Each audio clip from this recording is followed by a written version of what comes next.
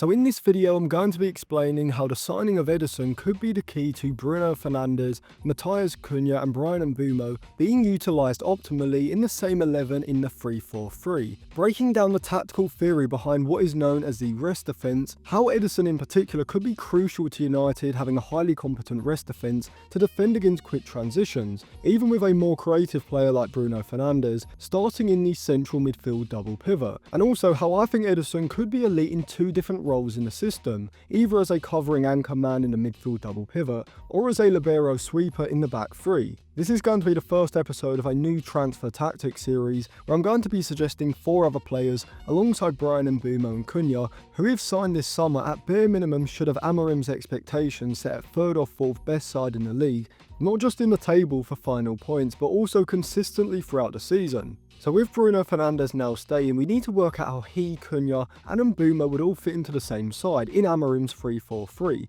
even against the better sides as well. The issue with Bruno Fernandes in this deeper central midfield role for me is not massive and would probably only be evident against the likes of Liverpool, City and Arsenal, but could also be a significant issue against teams with a high level of pace and power in the midfield such as Newcastle. And that's because even if you have someone who is a specialist when it comes to ground coverage, speed, and defending on the recovery in big spaces alongside Bruno Fernandes, I still think ideally if Amorim did want to press aggressively high up the pitch, or even just control possession high up the pitch, but still maintain defensive security in case of a counter, in these type of games, he would probably have to go for 2 more industrious central midfielders in the double pivot, like Ederson and Ugarte, in order to provide the necessary defensive qualities out of possession, particularly when defending against quick transition in attacks in the rest defence. But before I come on to how to tactically solve this issue while still using Bruno Fernandes in that deeper role with Cunha and Mbeumo ahead, if you want to check out any cheap, good quality football jerseys, go over to jerseyfifa.co. They will have the new season Manchester United jerseys for the 25-26 season when they do come out. They have got some of the new season jerseys from other clubs, as well as a variety of retro jerseys, including this Manchester United 2006-2007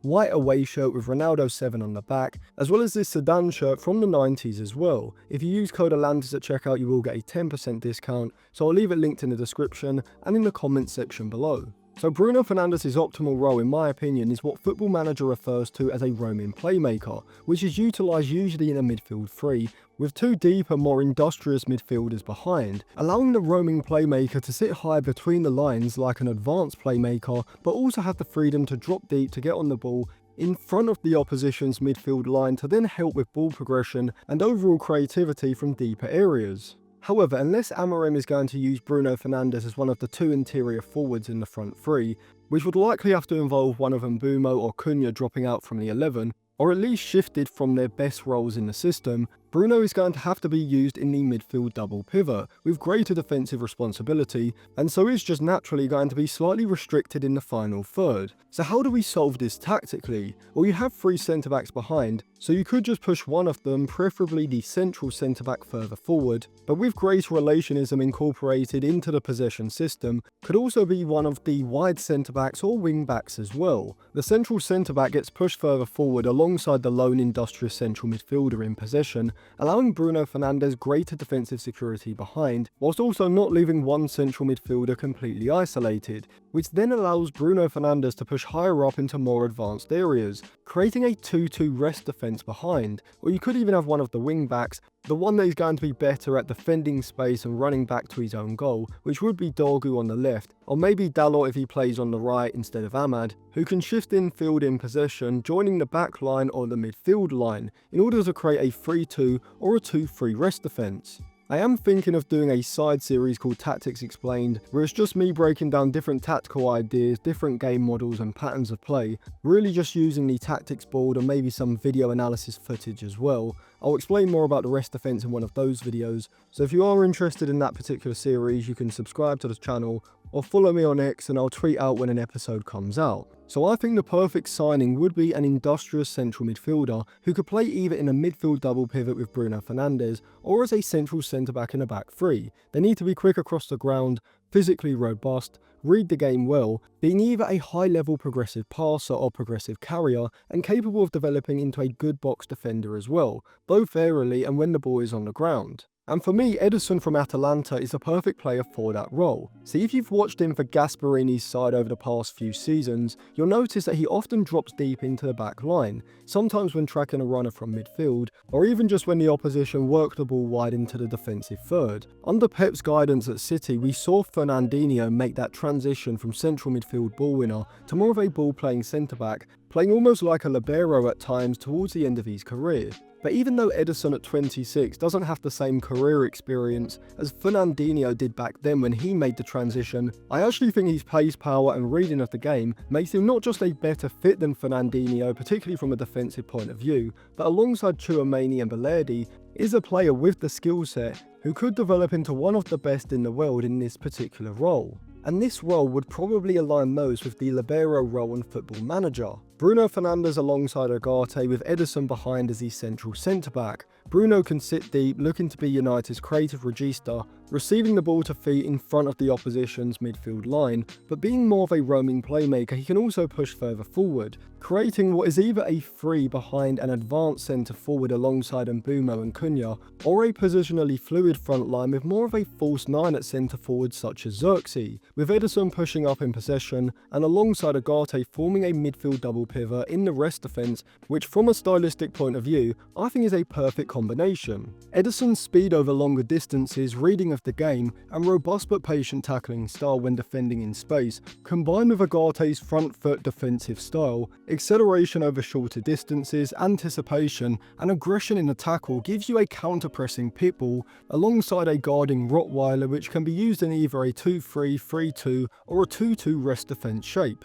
Now initially, a few months back when I first did my Who Manchester United Should Sign series, I had identified Leonardo Balerdi from Marseille as the player that I thought Ruben Amorim needed as his central centre-back this summer. However, he would likely cost between 30 to 35 million, and I also wanted to sign Ederson anyway, but given that Bruno Fernandes is now staying and so you won't have that money from Saudi Arabia, maybe you have to save Balerdi or someone else till next summer. But looking at Ederson's skill set, he ticks a lot of boxes for that central centre-back role. In the build-up phase, I've been continuously pointing out the issues that have been caused by having the central centre-back positioned on the edge of the box, as most conventional centre-backs in general, even those that are high-level progressive passers such as Euro and Maguire, are not going to be anywhere near as comfortable when receiving the ball under pressure with their back to goal on the edge of the box. I don't think Ederson is as press resistant as Lamine Camara, but he's certainly going to be more comfortable and reliable in these type of situations compared with any of United's current centre-backs.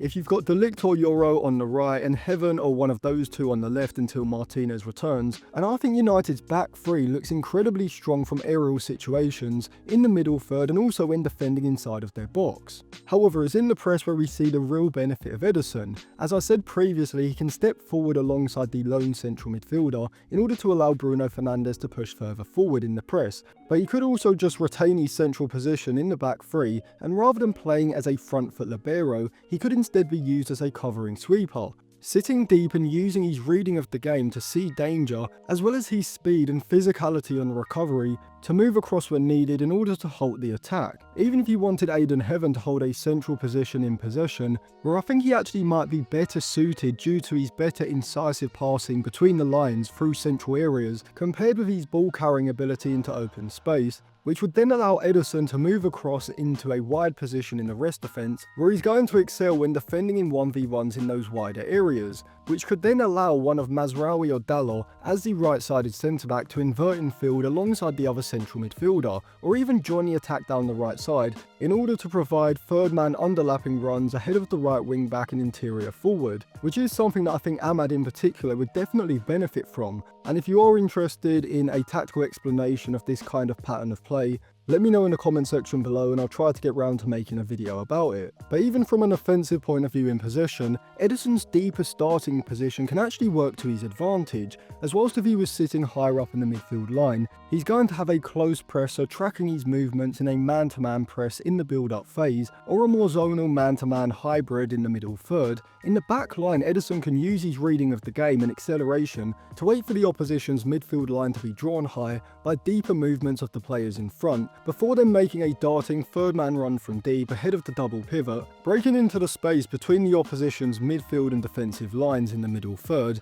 wherefrom he can then drive the attack forward at pace, which could be a hugely valuable weapon to have when United come up against aggressive man-to-man pressure, allowing them to not just create artificial counter-attacks, but also have a ball carrier in possession driving the attack forward, who has elite level pace and power when driving the ball forward into space. £50 million for a player who is perfect for either covering as an anchor man in the midfield double pivot alongside a front foot ball winner like Ugarte, or in this more tactically creative Libero sweeper role in the back three, seems to me like excellent value for money. And even though he would be maybe 20 to 40% more expensive than the likes of Thuram, Manu Kone and Lamine Camara, his complete and unique skill set in my opinion makes him worth it for around £50 million, £55 million max. So let me know what you think about the potential signing of Ederson in the comment section below. And if you want to check out any cheap, good quality football jerseys, go over to jerseyfifa.co. You can use code Atlantis at checkout to get a 10% discount. I'll leave it linked in the description and in the comment section below. And if you want to sign up to my Patreon to read any of my articles or get access to the Instagram discussion group chat, then I'll leave it linked on the end screen now as well.